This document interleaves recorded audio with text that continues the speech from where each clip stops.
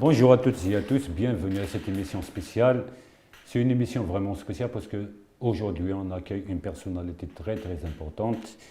On accueille d'abord il est médecin spécialiste, il est fondateur de l'Union syndicale des étudiants algériens en France.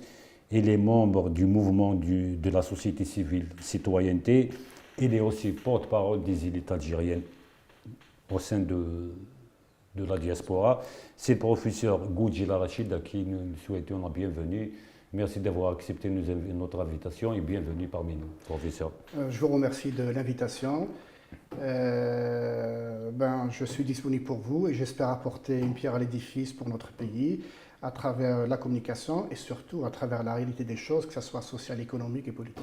Très bien, donc on va aborder tous ces aspects, si vous permettez, à travers nos questionnements. Avec plaisir. Donc vous êtes porte-parole, donc on va s'intéresser surtout à ça, porte-parole des élites algériennes à l'étranger, globalement c'est à l'étranger, mais basé spécialement en France. Ouais.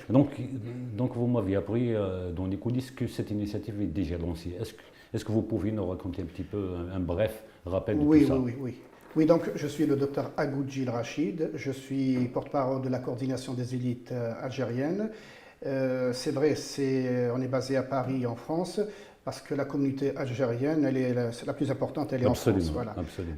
Ce qui paraît quand même naturel, et je dirais même ça a été fait spontanément, puisque ça ne remonte pas ni à hier ni à avant-hier, ça remonte à des années où on a toujours essayé de réfléchir et de savoir comment on peut être utile à notre pays.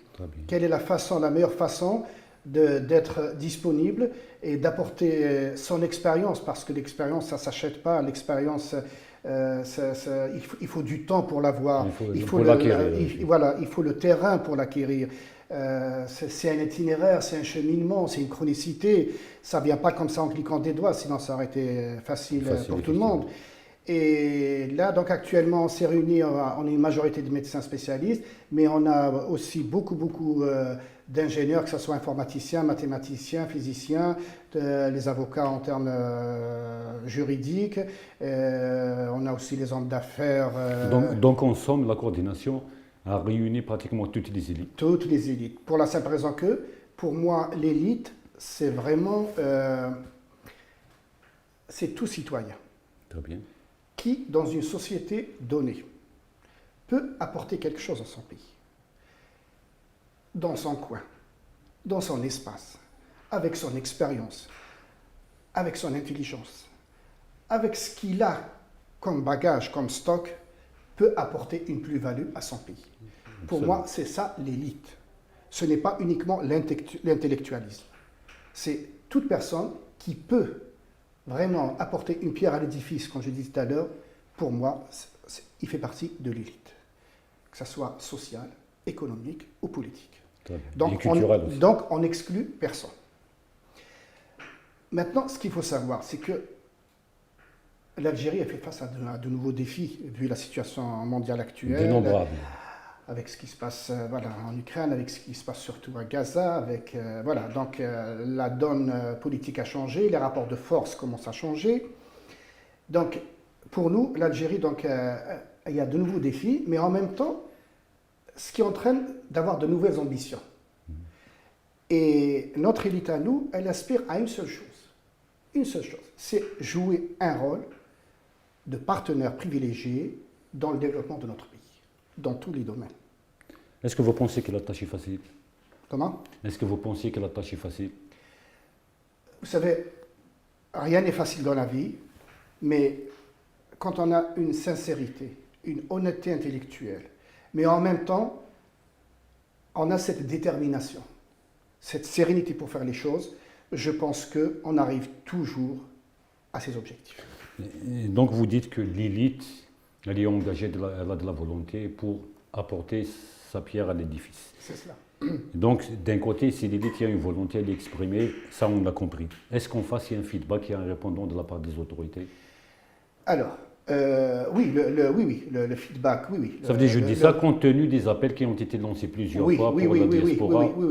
Oui, bien sûr qu'on a un retour, ce qu'on appelle le feedback en médecine. En journalisme aussi. On partage quel concept? Oui, oui, d'accord. Vous voyez, on est toujours proches. Ouais. Et le monde est petit. Effectivement. Le monde scientifique. Oui, on a un retour, certainement, parce que on ne peut pas travailler, en faisant cavalier seul. Ça ne marche pas. D'ailleurs, ce qu'on se disait entre nous, c'est-à-dire qu'il faut qu'on se rassemble autour d'un projet vraiment clairement défini par l'État. Je résume votre question. Sans ça, vous ne pouvez pas y aller loin parce qu'on a besoin de tout le monde, que ce soit autorité, que ce soit citoyen, que ce soit tous les gens qui détiennent certaines corporations. On a besoin de tout le monde.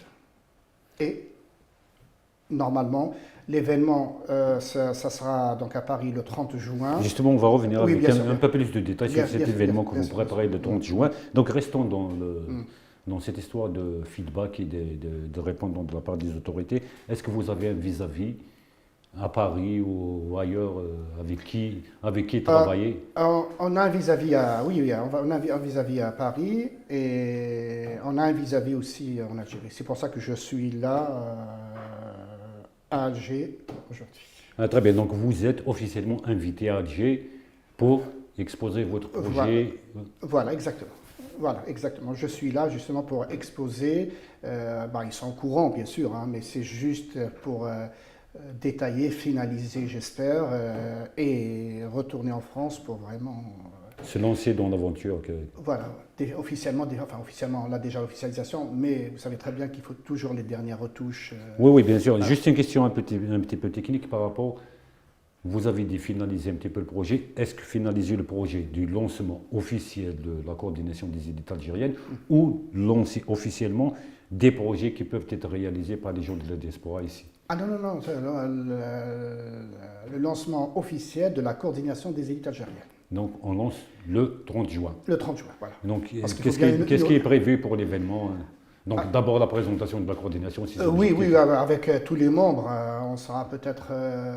on peut pas, c'est vrai qu'on ne peut pas inviter tout le monde, mais à peu près 600 personnes, en gros. Et il y aura toutes les corporations, parce qu'on a besoin de tout le monde dans tous les domaines. Il y aura des invités, des élus franco-algériens qui seront présents parce qu'on aura besoin d'eux aussi. Il y aura aussi donc, les médias qui seront présents. Il y aura aussi des invités de marques algériennes et même françaises, mais là je ne donnerai pas de nom pour l'instant parce que vous connaissez un petit peu la culture algérienne. Oui. Voilà, donc on aura du beau monde comme on dit, et Inch'Allah, ça sera le démarrage pour vraiment aller plus loin, ne pas s'arrêter, mais vraiment faire cet itinéraire que nous ambitionnons et que nous discutons entre nous depuis très très longtemps. Et je pense que l'heure est venue pour mettre tout ça... Pour concrétiser tout ça. Ah oui. Est-ce que par exemple ceux qui vont participer, ceux qui ont montré leur volonté d'apporter quelque chose, est-ce qu'ils vont venir avec des projets finis? Est-ce que ça veut dire qu'ils vont chercher, ils vont prospecter? Oui. Comment vous allez procéder? Et comment ça va se faire pour quelqu'un qui vit en France ou en Belgique ou aux États-Unis? Comment peut-il réellement, ça veut dire concrètement, participer? Non, justement, vous parlez des projets. Oui, mais il n'y a pas que ça. Parce que l'économique, c'est bien, mais à lui seul, il ne mène nulle part. Enfin, quand je parle de projet, pas seulement économique. On peut parler de la culture, on peut parler dans la médecine. Parce que vous savez que les politiques sont le produit de ces luttes d'intérêt et de cette vision du monde qui fait que... voilà. Et nous, on s'est dit comment exercer ce rapport de force, comment trouver ce rapport de force pour qu'on puisse apporter un plus, c'est-à-dire la production de décisions qui vont émaner de la planète.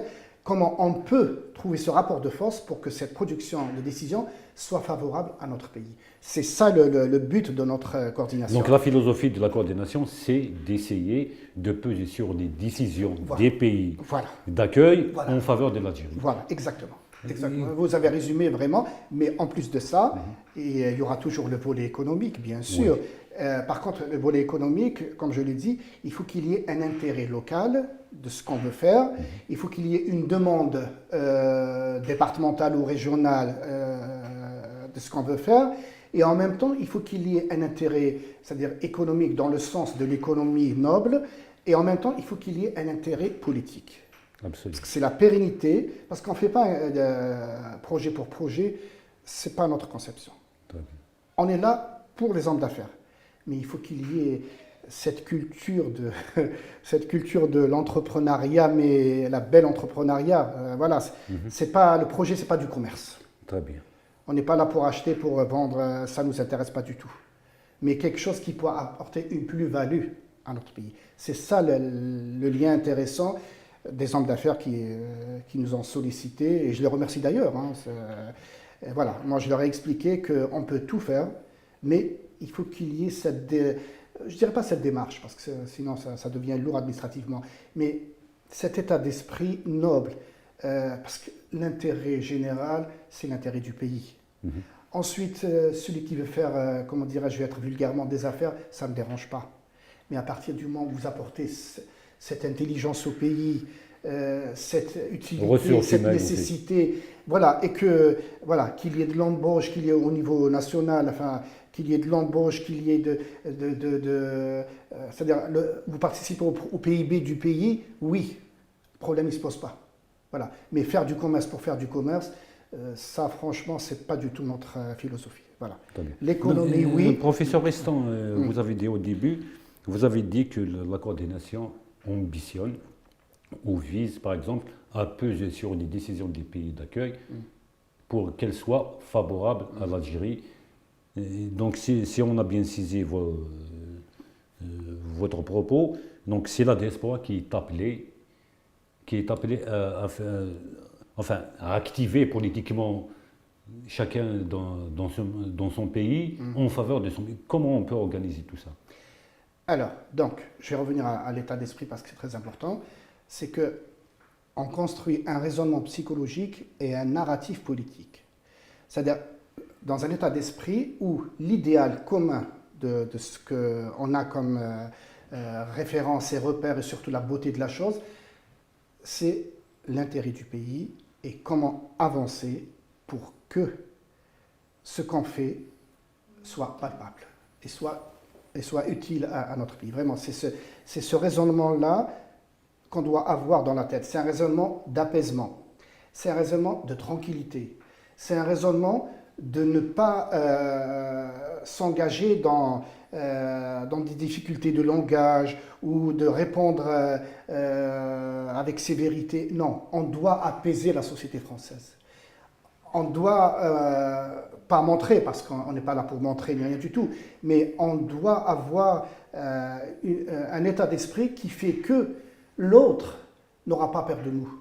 L'autre, c'est-à-dire accepte, c'est-à-dire qu'il faut casser les digues anti-algériennes.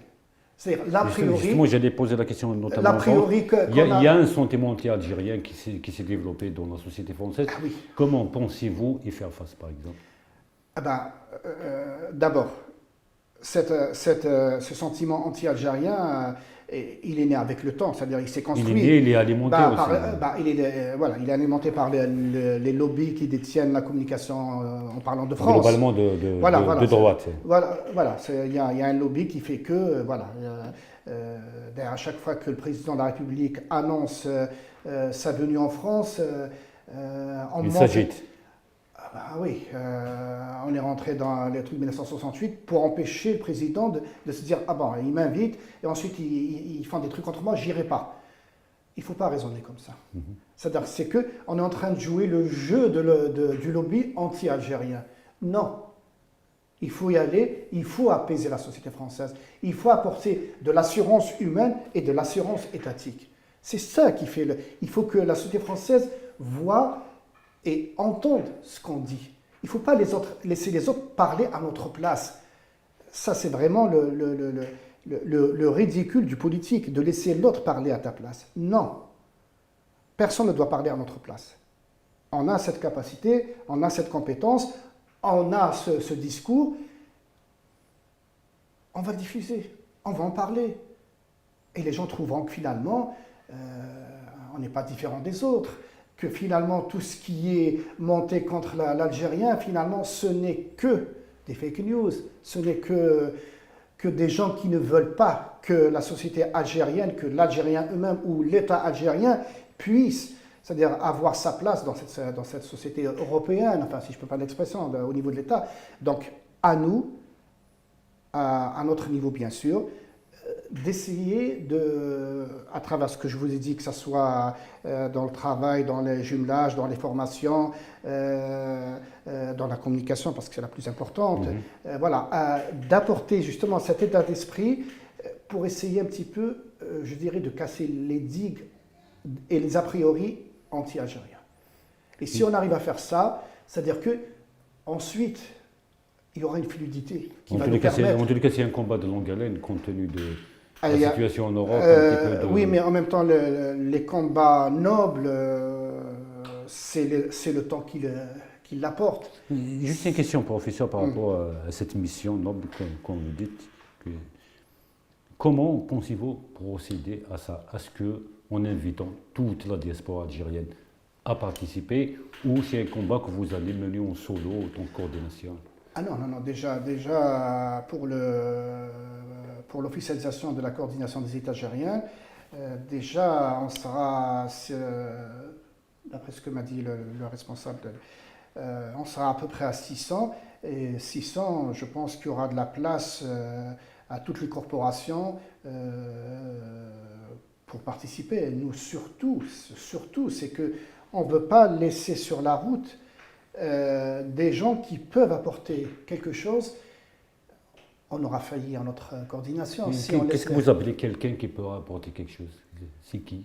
Est-ce qu'on peut l'identifier c'est nous tous, chacun dans sa fonction. Est-ce que c'est quelqu'un qui occupe un poste important? Est-ce que c'est citoyen qui travaille à l'usine? C'est qui? Oui. Est-ce que c'est l'Algérien qui n'a pas encore fait ses papiers, qui n'a pas régularisé ça? Je parle de l'élite qui est dans la société française, incrustée dans la société française, et quand il peut apporter quelque chose, c'est-à-dire, on l'entend, c'est lourd, vous voyez ce que je veux dire, pas quelqu'un qui n'a pas ses papiers.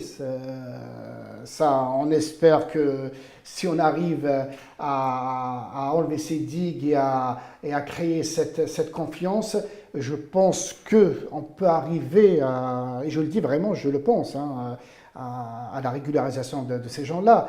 Mais pour l'instant, on a besoin de ces Algériens ou Franco-Algériens, peu importe, voilà, qui sont dans des corporations et dont les décisions pèsent dans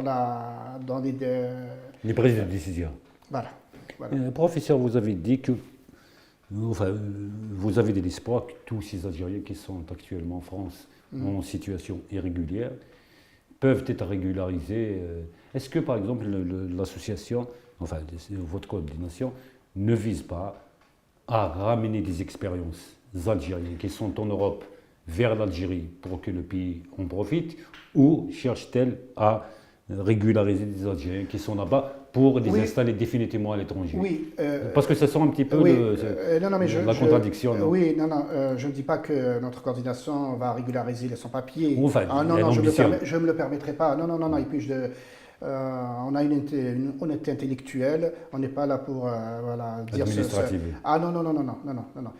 D'abord, régulariser, c'est l'autorité française qui décide, c'est pas nous. Je disais simplement que, en mettant ces a priori de côté, ces digues d'anti-algériens, si on arrive à les supprimer et à avoir une relation fluide, par exemple avec la France, puisqu'on parle de la France, ça aidera beaucoup à améliorer les choses et à régler certaines choses. Mais je ne parle pas d'être... voilà. Professeur, je vous pose une question que tout le monde pourrait se poser. La situation des Algériens, prenons par exemple la France. On ne parle pas du professeur que vous êtes. On ne vous désigne pas comme Algérien, mais on parle d'un jeune sans papier qu'on les appelle. Pourquoi cet amalgame? Non, ce n'est pas un amalgame, c'est voulu. Oui, oui, c'est bon, C'est voulu. C'est ce lobby qui ne veut pas de l'Algérie, qui ne veut... C'est l'immigration choisie qui a abouti à ça. Oui, mais enfin, l'immigration choisie quand ils veulent, mais Oui. voilà, quel choix, parce que... non, non, comme dirais-je, c'est pas un amalgame, c'est volontaire. Oui. Voilà, parce qu'il y a un but, c'est que l'Algérie ne fait pas partie des pays qui peuvent, je dirais, adopter, qui peuvent, je veux dire, qui peuvent, je dirais, caresser, qui peuvent câliner. Voilà, donc ça les bouscule. Et quand quelqu'un vous bouscule et que vous ne pouvez pas le dominer, la seule chose, c'est qu'il faut qu'il sorte du trajet, il faut qu'il sorte de l'itinéraire. J'extrapole, mais c'est ce qui se passe actuellement. Enfin, voilà. Donc, à nous, chacun dans son espace, avec son expérience, avec son intelligence, avec sa façon de faire, justement, d'apporter cet apaisement, d'apporter cette tranquillité dans la tête des gens et de dire que, c'est-à-dire, et que on est utile aussi, parce qu'il faut être utile à une société pour que l'autre vous croie, pour que vous soyez crédible par rapport à l'autre. Vous voyez ce que je veux dire? C'est-à-dire, donc il faut apporter je veux dire, cette utilité, cette intelligence, quel que soit en France ou en Algérie. Et vous parlez tout à l'heure de travail. Oui, on travaille à l'intérieur de la société française, mais on travaille aussi avec la société algérienne. Dans le cadre des jumelages, on a pensé au jumelage des mairies, on a pensé au jumelage des hôpitaux, on a pensé... Enfin, il y a tout ce travail. On a déjà une idée, on a déjà pris des contacts, mais on attend l'officialisation parce qu'on ne peut rien faire sans l'officialisation de notre État. Voilà, donc c'est tout ça, c'est un travail à l'intérieur de la société française, comme je vous ai dit, pour que les productions de décisions nous soient favorables. Et travailler ici, parce que le pont, il faut que ça soit une fluidité aussi. Hein. Je parlais de la fluidité de l'autre côté, mais il faut que la fluidité soit de l'autre côté aussi, parce que sinon, je dirais... en plus de l'intergénérationnel dont on parle, c'est l'inter-citoyen. Hein, vous voyez ce que je veux dire? Oui, oui. Oui, si on n'apporte pas quelque chose à notre pays sur place, ça veut dire qu'on n'a pas été utile. Juste une question, professeur, par rapport au rôle de la coordination. Comment pensez-vous aboutir à imposer une vision favorable à l'Algérie dans les décisions politiques qui vont être prises? Est-ce que vous allez vous investir en politique, la politique interne, française intérieure, dans les assemblées, participer aux élections, créer des partis, intégrer des partis? Comment vous allez... Oui, tout ce que vous dites là, oui, c'est tout ça. Enfin, on a déjà des élus franco-algériens, on va encourager d'autres citoyens à se présenter. Je vais vous dire par exemple sur le plan médical. Il y a la corporation médicale, ce qu'on appelle l'ordre des médecins en France. Il y a 100 départements. Il y a l'ordre départemental, ensuite il y a l'ordre régional et l'ordre national. Voilà. Comme on est très nombreux comme médecins. Vous avez donné un chiffre de 250 spécialistes? Non, mais ça c'est les gens qui sont inscrits pour venir. D'accord. Oui. Les adhérents de la coordination. Oui, non, en termes de médecins spécialistes, on est très très nombreux. Donc on a recensé un petit peu et on a vu qu'il y a 4 départements aux prochaines élections qu'on peut prendre. Et il y a 6 départements où on peut intégrer pour l'autre élection. Vous avez 10 sur 100 sur 3 années, 6 années, puisque c'est 3 ans chaque. Pardonnez-moi, c'est pas peu, c'est énorme. Bien sûr. Vous imaginez 10 départements où on prend les commandes de la corporation, c'est pas donné à n'importe qui. Oui, c'est pas donné. Non, mais vous me dites comment on va. C'est tout ça. C'est s'enraciner en profondeur dans les rouages, décisionnels, dans tous les domaines, que ce soit l'énergie ou que ce soit... C'est un travail de lobby, en fait. On peut appeler ça... Oui, je vous laisse... c'est mon conseil à moi. Oui, non, parce que ce mot, il est noble. Oui. Enfin, c'est mon concept à moi. Non, non, oui, non, mais je vous remercie. Enfin, j'en assume la responsabilité, non, mais, c'est pas à vous. Non, non, mais je vous remercie puisque vous l'avez prononcé. Et voilà, maintenez-le parce que c'est très bien. Parce que le lobby, pour moi, ça ne s'annonce pas, ça ne se décrète pas. Ça se travaille et ça se fait. Celui qui vous annonce, je vais faire un lobby, non. On ne fait pas de lobby en l'annonçant, on fait un lobby en travaillant en profondeur, en s'enracinant. C'est ça le lobby. Et c'est votre professeur, travail. si vous permettez, Oui. ce que vous êtes en train de dire est très intéressant. Nous allons essayer un petit peu de rester sur ce que vous dites, mais dans un petit moment, on revient dans un petit instant après un flash publicitaire. D'accord. Bienvenue encore une fois à notre émission spéciale. Nous recevons, comme je l'ai dit au début de l'émission, professeur Agoudji Larachid et les porte-parole de la coordination des élites algériennes. Donc, professeur, avant le flash publicitaire, vous avez parlé de lobby. On ne décrète pas un lobby, on le construit. Ouais. Juste une question, un lobby, il y a aussi quelque chose de sentimental. Il y a une appartenance à un pays qu'il faut défendre, etc. Est-ce que ce sentiment existe actuellement? Ah oui, parce que il ne suffit pas d'aimer, il ne suffit pas de l'incantation, il ne suffit pas, c'est-à-dire les larmes ne suffisent pas. Il faut de l'action. Il faut que, tout à l'heure, on a parlé, enfin, vous parlez du lobby, moi je n'utilise pas ce mot, mais puisque je le reprends, en restant dans le domaine de la communication. On a beaucoup de journalistes franco-algériens en France. Il y a même certains qui occupent des postes intéressants. Et qu'est-ce qui leur manque? Il leur manque cet appui psychologique. Il leur manque, c'est-à-dire, je dirais, ce parrainage, si je peux pas, patriotique. Politique aussi. Oui, ben, tout ça va aboutir aux politiques. Voilà. C'est-à-dire, quand je parle, je fais le cheminement et ça aboutit à l'ordre. Par exemple, le domaine de la communication, on a ce qu'il faut, mais chacun dans son coin. Professeur, par rapport à ça, non, mais au bout d'un moment, il faut se dire les vérités. Il faut dire les vérités. Ouais. Donc un journaliste, il travaille au monde dans un média, un grand média français, il a ses opinions politiques. Est-ce qu'il n'y a pas de confusion entre pays, État et régime politique? Est-ce qu'on peut dépasser tout ça? Oui. Est-ce qu'on peut aider son pays tout en... Oui. Parce que la question fondamentale, c'est ça. Parce que on peut l'aider. Parce qu'il y a la façon de parler. Il y a la façon de communiquer. Il y a la façon de rédiger. C'est ça la communication. On n'est pas là pour dire, ah oui, je suis d'origine algérienne, j'aime l'Algérie. Non, surtout pas. C'est-à-dire que ce sont des petites choses là, c'est des choses qu'on ne voit pas. C'est très important. Quand vous êtes journaliste. En plus, la situation l'exige, compte tenu, nous savons tous qui détient les médias. Oui. Mais il y a la façon de le dire qui fait la différence. Parce qu'on peut dire la même chose, deux journalistes, ils disent la même chose. Un, il est d'une façon, l'autre, il est d'une autre façon. Ben, vous verrez que dans la réception, dans le conscient et même dans l'inconscient du citoyen qui regarde, c'est pas la même chose. Il n'aura pas le même a priori.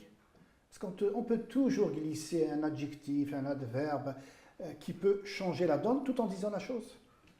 Est-ce que si on arrive par exemple à ne plus, ça veut dire regarder une émission, lire un article de presse anti-algérien, c'est déjà beaucoup faire? Et puis je vais vous dire une chose. Quand même les médias mainstream, je parle de la France par exemple, pourquoi ils font ça? Parce qu'il n'y a pas de répondant de l'autre côté.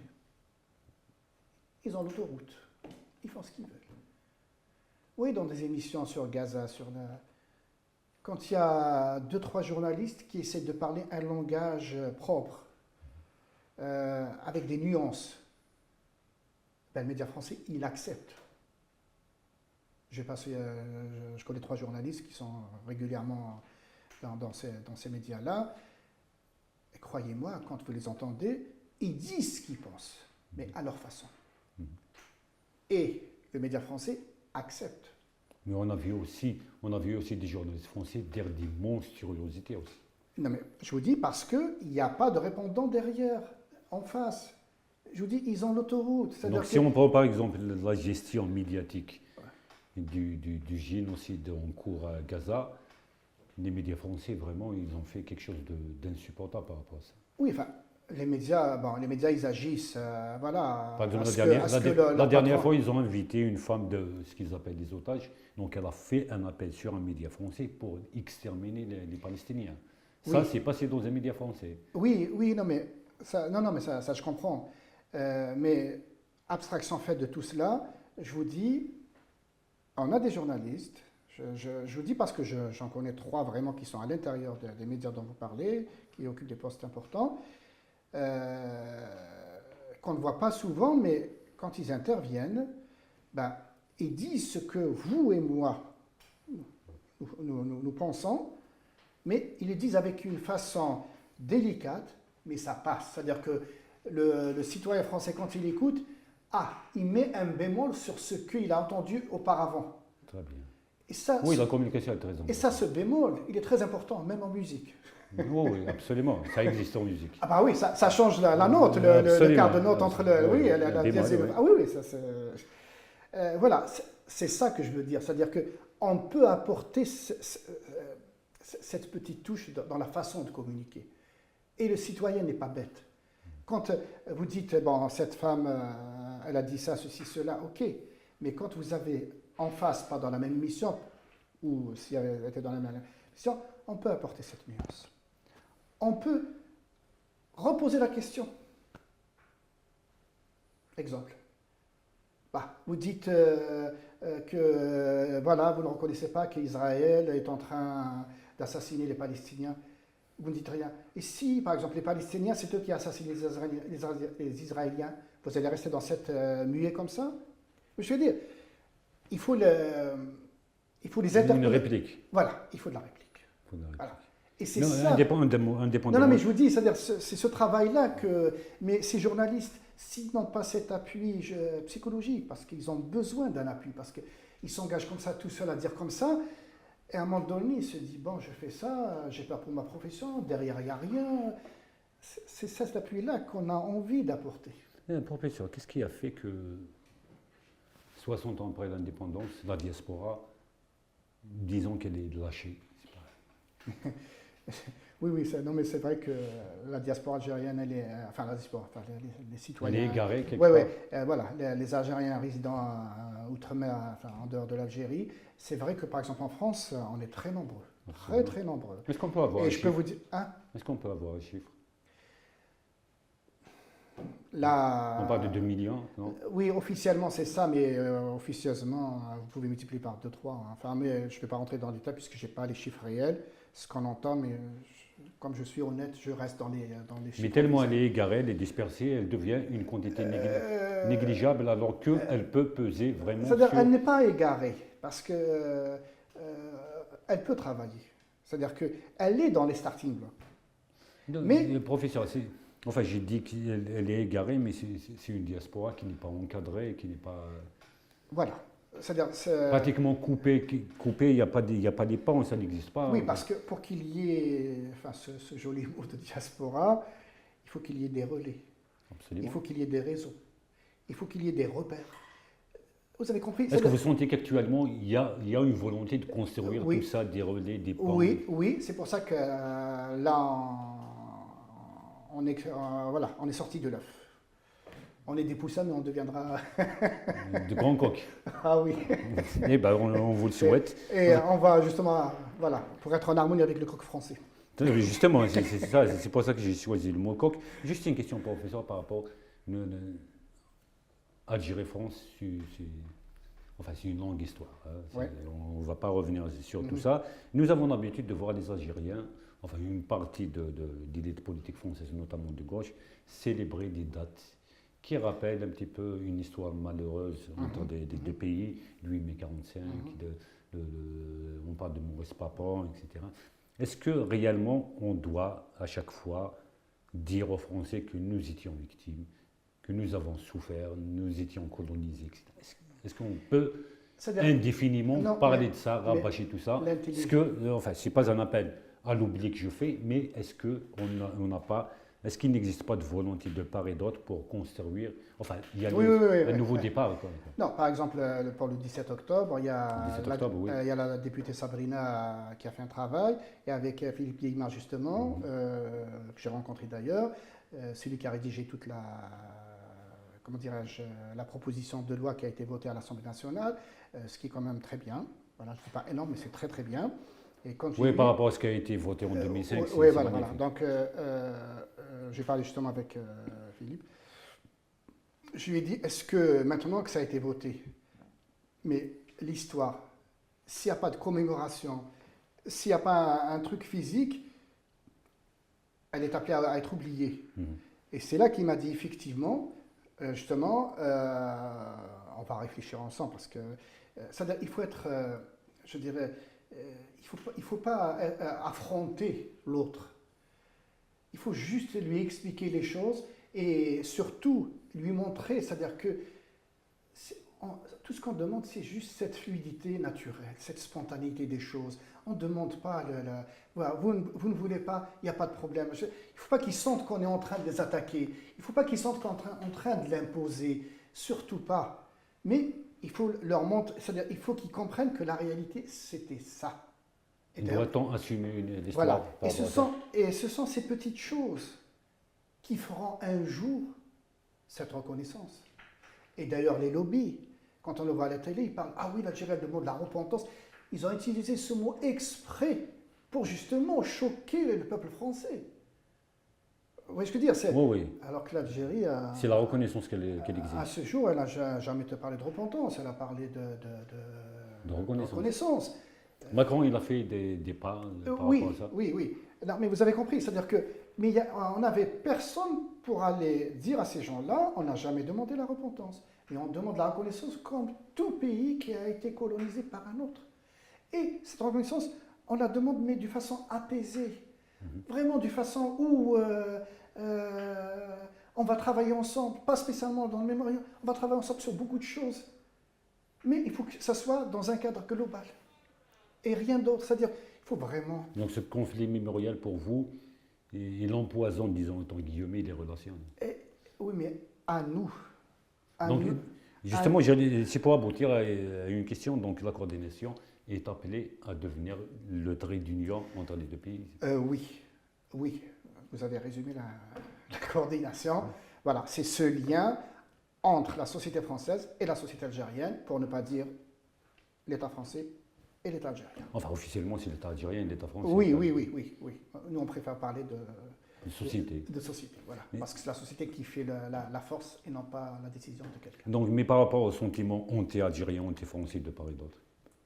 Parce qu'il faut reconnaître que même ici, il y a un sentiment... Non mais, peu importe. On est arrivé, on est devant le fait accompli. Maintenant, on ne va pas rester les bras croisés. On ne va pas laisser les choses s'envenimer. À nous, on a quand même une intelligence. On a quand même un recul. On sait comment les choses se passent et comment les choses se font à long terme. Donc, il ne faut pas se précipiter. Il faut surtout apaiser l'autre. Il faut surtout montrer à l'autre qu'on est partenaire, on n'est pas adversaire, qu'on n'est pas là pour se faire la guerre, mais on est là pour se faire la paix. On n'est pas là pour que chacun... On est là pour vivre ensemble. C'est-à-dire qu'il faut que l'autre soit apaisé quand il parle avec vous. Et si vous allez l'affronter directement... C'est un message d'amitié, de fraternité, c'est ça? C'est dans la paix et l'amitié qu'on fait les choses. C'est pas dans l'adversité que vous faites les choses. Est-ce que dans la société française, enfin, je parle des politiques principalement, est-ce qu'il y a un répondant, mis à part la gauche, parce que le discours anti-algérien, c'est toute la droite qui s'est... Oui. Non, franchement, il y a beaucoup de Français citoyens et même qui occupent des postes qui sont vraiment, je dirais même, qui aiment l'Algérie. Et croyez-moi, parce que... mais eux aussi, justement, je parlais tout à l'heure des journalistes, ils ont besoin d'un soutien moral, ils ont besoin d'un relais. Je veux dire, cette société française-là, elle a besoin... Elle allume la télé sur les 3 chaînes d'information. Il n'y a que du négatif, mais que du noir par rapport à ce... Et le pauvre Français, enfin je dis le pauvre, à un moment donné, il va croire. Enfin, Oui, bien sûr. pardonnez-moi, enfin, il n'y a pas quelqu'un qui vient faire le contradictoire. Enfin, donc, Oui, psychologiquement, quand on est bombardé par une information, on finit par l'accepter. maintenant, à nous, et on a cette capacité. On a cette capacité d'aller vers cette société et pas d'expliquer, de parler. Enfin, on n'est pas là pour expliquer, on est là pour parler. On est là pour qu'il y ait cette fluidité de communication, c'est très important. Donc, en parlant avec spontanéité, c'est-à-dire naturellement, on supprime les a priori au fur et à mesure. Absolument. Une fois que vous avez supprimé les a priori, ensuite, ça y est. La visite du président Tebboune en France prévue fin septembre, début octobre, est-ce qu'elle peut être, enfin, disons, un tremplin pour tout ça, une occasion, disons?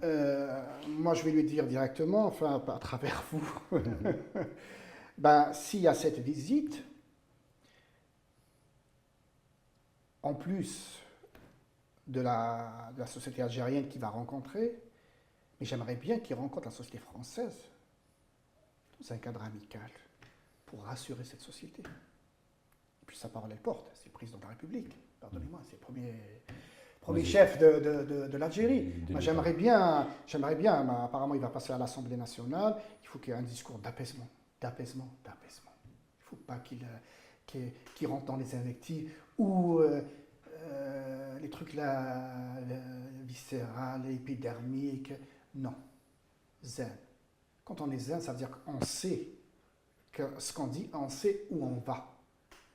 Et rencontrer, en plus de la société, enfin, de l'immigration algérienne, enfin, d'un côté, chaque président, quand il va, il rencontre ça, mais de faire la même chose et de rencontrer les Français.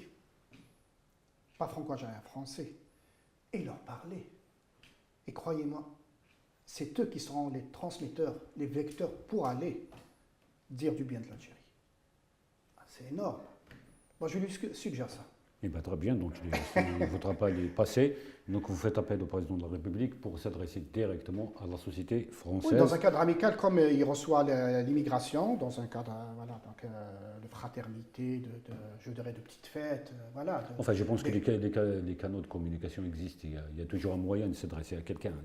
Oui, non, vous me donnez l'occasion, je le dis. Voilà, s'il peut vraiment faire la même chose, amener des citoyens français et leur parler vraiment comme il le fait, parce qu'il parle naturellement, Tebboune. Hein, il a de l'humour, c'est ce qui est intéressant dans la vie, hein, parce que quand vous utilisez l'humour à bon escient, bien sûr, hein, vous détendez l'autre.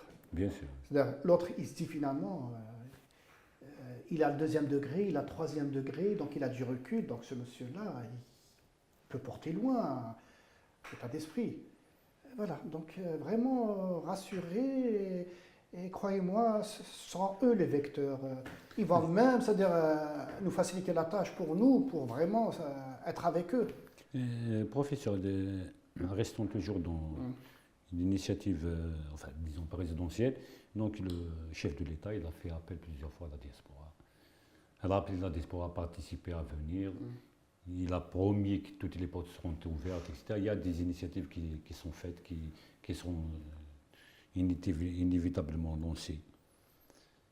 Est-ce que c'est suffisant pour vous, en tant que diaspora? Non. Il y a toujours quelque chose à faire. C'est jamais suffisant. Quoi que l'on fasse, quoi que l'on dise. Et quoi qu'on porte comme projet, il faut toujours faire plus. Parce que vous engagez sur quelque chose. Où vous situez les manques? Non, mais ce que je voulais dire, c'est que quand vous vous projetez sur quelque chose, et au fur et à mesure du cheminement, vous découvrez que finalement, il y a encore autre chose à faire. Et vous avancez, vous découvrez qu'encore, après avoir fait ça, finalement, il y a encore autre chose à faire. Est-ce que pour le moment, ce qui a été initié sert comme démarrage? Justement, c'est parce qu'il a parlé de l'élite algérienne, de la diaspora algérienne. C'est là, c'est pas rentré dans une oreille de machin, elle est rentrée dans nos oreilles à nous, hein, elle est restée dans le cerveau. Et c'est là que le déclic a été... Voilà. Donc on s'est dit, tiens, il y a le président de la République qui nous interpelle, qui nous tend les bras, et qui appelle ses enfants pour cette Algérie nouvelle. Bah, monsieur le président, on est là. On est là. On peut démarrer à tout moment. Donc la balle est dans le compte des autorités actuellement. Comment? La balle est dans le compte des autorités. C'est-à-dire les autorités. Ça veut dire que les autorités algériennes doivent donner plus, faire plus. On fait toujours plus.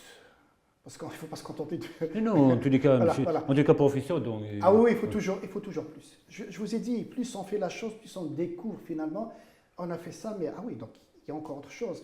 Vous avancez, vous découvrez et vous tissez la toile d'araignée. C'est ça qui fait que, parce que vous tissez la toile d'araignée, vous avez tout. Et la toile d'araignée, vous ne la faites pas à un sens. Vous êtes là, ainsi de suite, et vous rassemblez C'est un tout ça. maillage. Donc il faut toujours innover, toujours réfléchir, toujours avancer et toujours se projeter un peu plus. Professeur, vous, la coordination n'est pas seule dans cette arène, disons, dans sa arène.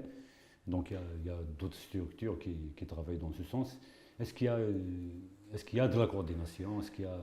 Non, mais je suis content qu'il y ait beaucoup d'associations, beaucoup de citoyens qui travaillent sur ça. Ça montre une seule chose, c'est cette envie d'apporter quelque chose à l'Algérie. Et rien que ça me fait plaisir et ça me fait chaud au cœur. Je me dis, qui travaille avec nous ou qui travaille dans une autre association, le problème n'est pas là. Je n'ai même pas envie de parler de ça. Mais le fait qu'il y ait ça, ça veut dire qu'un grand nombre d'Algériens ou Franco-Algériens ont besoin, c'est plus qu'une envie, c'est un besoin, c'est-à-dire qu'il leur manque quelque chose. Et ce manque, c'est d'apporter sa contribution pour le pays. C'est pas beau? C'est pas noble? Oui, effectivement. Par exemple, je vous pose une question, il y a la mosquée de Paris, c'est un relais. Il y a l'initiative le Conseil international de la diaspora qui est lancé. Est-ce que ces trois entités peuvent travailler ensemble? Comme elles ont le même objectif? Moi, tout ce que je sais et que j'ai appris dans mon expérience, c'est que toute démarche doit être en harmonie avec l'État. S'il n'y a pas cette coordination avec l'État d'abord, s'il n'y a pas cette confiance, s'il n'y a pas cette symbiose, s'il n'y a pas ce lien et cette fluidité, vous pouvez travailler comme vous voulez, mais voilà. Moi, ce qui m'intéresse, qu'est-ce que vous appelez une harmonie avec l'État? C'est-à-dire que travailler en coordination. Pour que les ça ne risque pas de tomber dans la bureaucratisation de l'action? Non. C'est pour que les objectifs soient bien précis. Voilà. Il ne faut pas que chacun chante dans son coin. Un, il va vous jouer du Beethoven, l'autre, il va vous jouer Raina. Il faut que ça concorde. Il faut qu'il y ait ce lien. Et je vous dirais ce côté psychologique que les Algériens en France attendent. Et je vous dis, je me réjouis que je vois des gens vraiment... Ce besoin, ça n'existe pas dans les autres... enfin, je ne dénigre pas les autres peuples, non, surtout pas. Mais c'est rare de trouver chez les autres peuples ce désir... C'est pas ce désir, ce besoin d'apporter quelque chose. Vous ne le trouvez pas facilement dans il n'y a que chez l'Algérien. Professeur, c'est important. Une dernière question pour terminer. Sur ce terrain, vous n'êtes pas seul. Ah oui, heureusement. Je ne parle pas en tant qu'Algérien. Oui. Il y a une concurrence de part et d'autre. Je n'appelle pas ça concurrence. C'est-à-dire qu'il faut élargir. En fait, Il faut je pense élargir que le cercle. par exemple, l'Algérie n'est pas la seule sur ce terrain en France. Il y a des pays voisins. Il y a une concurrence quelque part déloyale. Ok. Il y a beaucoup d'invectives, il y a beaucoup d'intox, etc., qui visent l'Algérien, Mais en notamment même en temps, France. C'est ça l'enjeu politique. C'est aux enfants du pays d'être présents pour remettre les pendules à l'heure. C'est aux enfants justement du pays justement d'apporter la contradiction à l'autre. C'est aux enfants du pays de faire comprendre que finalement l'utilité à elle seule ne suffit pas, mais la pérennité, l'enracinement et cette chronicité, c'est elle qui va permettre d'aller jusqu'au bout. Est-ce que, par exemple, Actuellement, nous savons que le terrain en France est propice pour répondre des sentiments anti-algériens, alimentés aussi par, je ne cite pas le pays, mais un pays Voisin. un pays voisin, un mauvais voisin.